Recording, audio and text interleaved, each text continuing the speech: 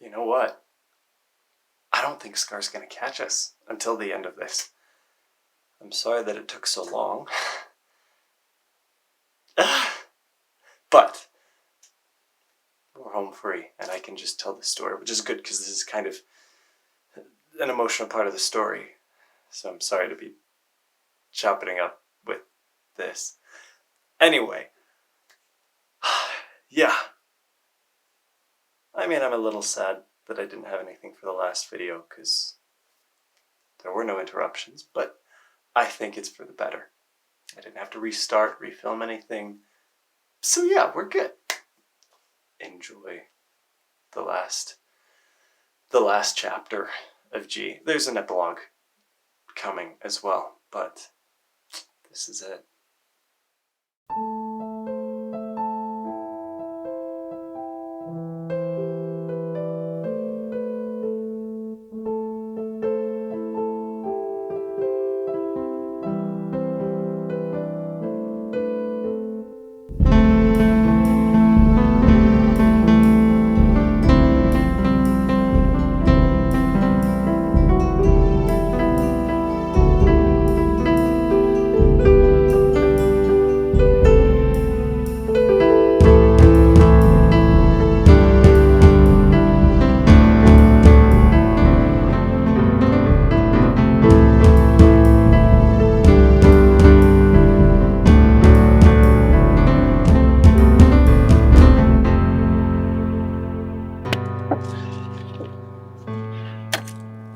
Took you long enough.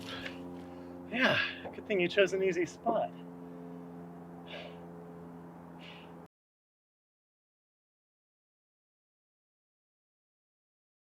Chapter 33. I took a few minutes to stabilize myself. I pulled another Feelit ISO crystal from my scabbard and held it in front of my gut. It started to bleed again, just in the few moments that I hadn't had a crystal there. I could feel it begin to seal up, the warmth of my organs knitting back together. But within a few moments, the ISO had bled orange because of the generators around. I swapped it out for another, sticking that one back into my scabbard and holding the new one there. And I did this for a few minutes, switching them back and forth. When they spent time in my scabbard, they bled back purple, and I was able to use them for another few seconds. I got to where my skin had sealed up. It was still irritated, and I could still feel it, and there was still healing to be done. But I would worry about that later. For now, I was fine. Crimson's magic would keep me going. And I turned my thoughts to finding this generator field so I could take it out. But it was slow going. I didn't have a broom. I didn't have destiny here. I thought, man, this would be a lot easier if I could just sire. Or even if I was able to reach Veodicia, my mental world. My mentally connected world. Because from there, I'd be able to see where I was going, but I could also move freely and look through this world, but from the other world. Because you can't do that with a portable portal. And then I realized, wait, I have a connection. I pulled out the ISO conglomerate and hopped back to Veodicia.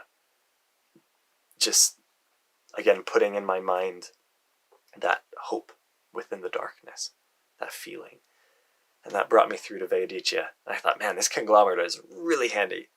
We would have to make sure that the Profithians didn't have those when we left their world. But from here, I could see into the world of becoming. But I also had destiny here, and so I was able to move around freely. I was in a grassy field, but the grass rose 10 feet tall in places, the long, thick blades rising up into the sky. I could see flecks of gray all through this grass. I began to move my way around, siring to move, and I actually climbed up on top of the grass, which was strong enough to hold me, especially when I was using destiny to buoy myself up as I moved. And so I moved freely while looking through into the world of becoming. and I could see building after building, but I wasn't blocked by the walls because I was moving on Veodicia. And so I made my way along before finally finding a building where I could feel something more important. I couldn't tell exactly what was there, and it was too high up, but I could feel something was different. And I thought, well, it's worth a try. And so I traveled back into the world of becoming and put the conglomerate. Well, no, I still held on to it. And from here, I could hear generators. They were a lot quieter than the decoy generators that I destroyed northwest of town, but I could hear them. And I was still invisible from my fight with the Profithian on the streets, and so I slipped into the room, which was guarded by 8 Profithians on all sides, and there were dozens of generators here and pumping. Each of them had like a tube connecting them to the ceiling, which I hadn't seen before. I don't know if that helped with muffling or if that brought the power somewhere or what. But I could tell it was all connected, and any damage that I did to these generators was great, though I wanted to be stealthy and do as much as I could before getting caught. And so I slipped into the center of the room, walking silently, and I held Talonthorn in my hands, also invisible, and I began to cut the tubes, cutting them off from the ceiling, though I cut low and to the side of the generators, so looking from the sides of the room it was hard to see that they'd been cut. And I got through a good dozen before the fans slowed down enough in the generators for the Profithians to realize something was wrong, and they shouted out to each other and began to fan through the room to see what was going on. And I stepped to the side of the room, standing right in front of a window, because they couldn't see me. And I could feel the warm light across my back and passing right through me as they began to look through and try to figure out what was going on. One of them came my direction and was scanning in the shadows, because that's usually where people hide. But she came close enough that I was able to grab her and throw her through the already broken window. Everything here was falling apart. But she fell through, and the Profithian scrambled toward me, and I stepped up onto the generator to my side and down to the opposite side of the generators. They ran to the window. One of them ran down the stairs to check on his comrade. And let's see, that was 1, 2, 3, 4, 5. And then the other 3, I think, were on the sides and watched with their guns, ready to shoot at anything non-Profithian that moved. And the 3 got close enough that I was able to slash out with Talonthorn, and I caught 2 of them. They cried out, and one of the Profithians shot, and I ducked to the side, and the shot took one of the already injured Profithians, who screamed out at his companion. And at this point, I disappeared back into Saramea, using the conglomerate to hop back into my mentally connected world. I could feel the Profithian. I could feel and see through the other side as the Profithians came through to where I was, and one of them got close enough that I was able to pull him through. And here I had Destiny, so I had no trouble kicking the knife out of his hand, and he scrambled away, terrified to be in this place and facing something he didn't know what it was. And another was close enough that I was able to pull him through into into Veodicia. I pulled him through into Veodicia as I passed back into the world of becoming. And by this point, the Profithians knew they were facing something that they couldn't handle.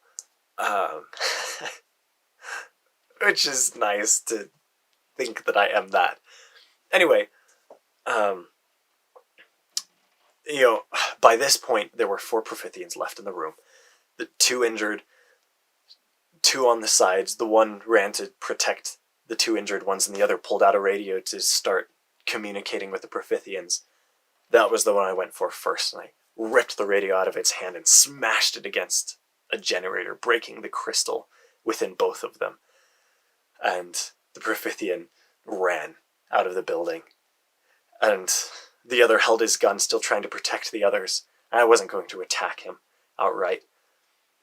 But I went through the generators, and, with only one gun against me, I was able to easily smash through generators, slashing through them with Talon Thorn, breaking the crystal, chopping down the tubes that were connecting them to things. And I made my way through. The Profithian tried to take shots, but I just sent those shots onto Veodicia, using my gate to create a protector against me as I'd done before. And I went generator after generator after generator, breaking them down. The Profithian kept trying to shoot me still, hoping that something would get through, but eventually his gun just sizzled and wouldn't put anything through because the ISO was so weak. I'd gone through so many generators that their ISO was no longer working. And I used Destiny to siphon out the energy and form the crystals into Beal ISO. And I went through the rest of them, destroying every power that the Profithians had to stop them from their crusade against the universe. It felt satisfying to physically end Profithia. A while later, I came down on the streets and found Scar at the place where I'd fought the Profithian on the streets, and she stood over the body, which as a whole had become visible again. The ISO was no longer working. Destiny had full reign again, and I felt pretty normal too. I'd let myself bleed back to visibility again. But as I walked up, Scar still stood looking at the Profithian, Crimson at her side and waiting patiently. And she said it didn't have to be this way. He could have turned back. And I said, I'm sorry that you had to lose him too. And she just kind of shrugged. She said, I didn't know him that well. Anyway, he was just so happy when I first met him. I joined her and looked back down at the Profithian as well, the one that I'd thrown in the geyser, the same one that I'd seen in the Chesser that had moved to attack Earth, the same one that stood over Scar when she was unconscious, when we were both taken by Spaghetti. And she just said, I'm just so sorry that he turned to hate. And I said, that he chose hate. And I said, I don't know that he chose it. That's the kind of thing that your choices decide. And she nodded and turned and hugged me, and we just held each other for a little bit. Before I finally said, so how is it that my parents destroyed 2 generator fields, and I had to destroy another one? Did you even take care of the 4th? And she said, yes. And then I uncovered an underground place that had generators like we'd never seen before. And it was sire-proof, might I add. That was the thing that was actually powering everything. And so the fall of Malat is thanks to me, because I'm an overachiever. And I said, okay. But she pulled away and only then noticed the gash in my suit. And she said, Juke, gee, we need to get you back to Saramea. I said, I'm fine, but I let her take me back through, and we came back through to the staging area where things were still happening. Saramaeans were being brought back now that our jobs were done, and sires were making their way out. Like a lot of the Scanorans especially were making their way out to replace the Seer Guard, not replace, but join them, to make sure that we'd purged all of the gates, and that was happening. I didn't go to the medic tent though. Like, there were still wounded coming in, and I wasn't going to rest until all of the Saramaeans were back safe and the world of becoming was sealed. though I would definitely take a little bit of a break and heal up. I pulled out a feel at ISO, and it was nice that just healed and didn't lose its charge because of other generator things going on. But Scar and I casually rode Crimson across the field to go check on Andrew and see what was going on there. And yeah, it was nice to just kind of be going. And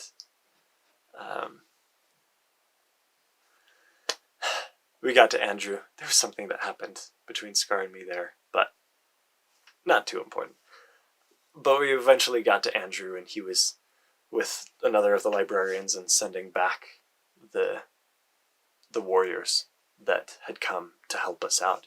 They'd done their job, the fighting was over, and I was glad to be there to personally thank them.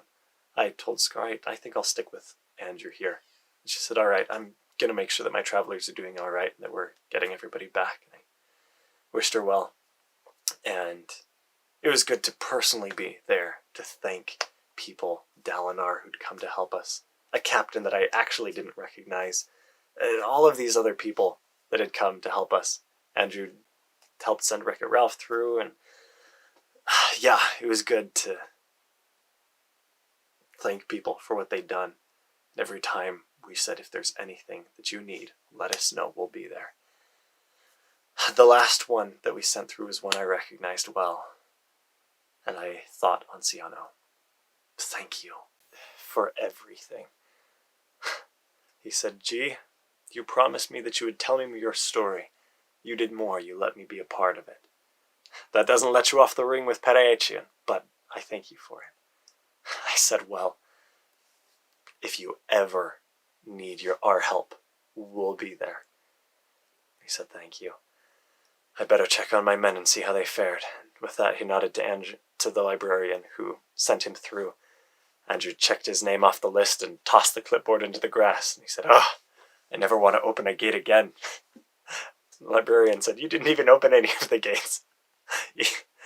And he said, all the same. I said, well, don't worry. You don't have to open another gate until you want to. And he said, then the war's over? And I said, it's not over, but the war is won. And that's a big distinction. He said, I don't quite understand, but that's all right. As long as I get to take a break. I need to rest up for midterms. And I was glad I didn't have to worry about that. But we made our way along. The librarian took the box of gates and clipboard and went back, while Andrew and I made our way just back up into the city to take a breather. As we did, we ran into some of the other soldiers making their way along, and they saw Andrew, and he started joking around with them as if they'd spent time together, which honestly wouldn't surprise me, especially with the fact that they were calling him the Lone Sentry. I don't know where that was coming from, but they are having a good time relieving their stress. For my own part, I didn't feel quite as jovial. Now that I had time to think, couldn't help but think about the people that we'd lost, the Ceremaeans, but especially Blaze. And he wasn't dead, necessarily, but he was gone. Gone in such a vast universe that I didn't know if I'd ever see him again. And I was definitely going to try to find him, but I knew I was going to have to get used to living without him. Blaze wasn't gone, but he was so hard to get to.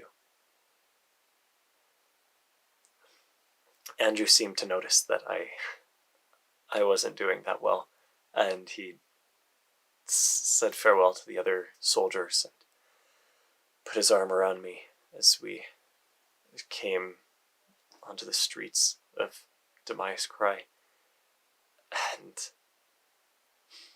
his gesture brought tears all the faster, and he just ended up hugging me as I sobbed there on the streets. Ceremea seemed to disappear, and I just finally was able to break down for Blaze. And Andrew didn't say anything, he just held me. And after a while I wiped my eyes and I was able to keep going, and Andrew still didn't ask. But I told him I needed desperately to share the anguish that I was feeling. And so I told him about the times that Blaze and I had shared the strength that he'd been for me. And it meant so much to just talk about it. Hours later, we were still walking the street that wrapped around the Celtis on the inner side of the city. And we came into the Skanoran area where the trees were still bare, but they gave a stark, beautiful view of the Celtis across the river.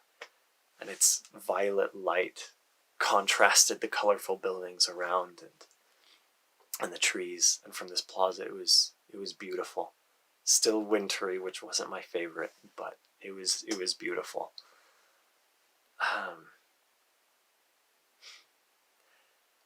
And here in the Scanorian area, there was the waves of wood that arched over us between the buildings, and they still had silky blues wrapped through, like cloths that were wrapped through the woods. They were faded after having spent the entire winter wrapped in the wood, but it was still a beautiful sight. And we were still talking when I heard Hana's voice from across the plaza, and she said, G, you need to come. And startled, Andrew and I raced after her. She entered a building, and we ran inside breathing heavily as we came into one of the common rooms that was the heart of every Skanoran housing. And it was only then that I realized that Hana wasn't, like, I saw the joy on her face, and I realized, wait, this isn't an emergency. And she waved us in as we stepped into the common room, which had furs along the floor and filet crystals in a wooden chandelier up above. It seemed her entire extended family was crammed cozily into this one little room. And there were some whispers here and there, but the attention of the family was focused on a young couple who held a newborn baby in furs. And Hana said, this is my first great-granddaughter. Her name is Tasana, a name that no Skanoran has been able to bear until today. Her name means peace. End of chapter 33.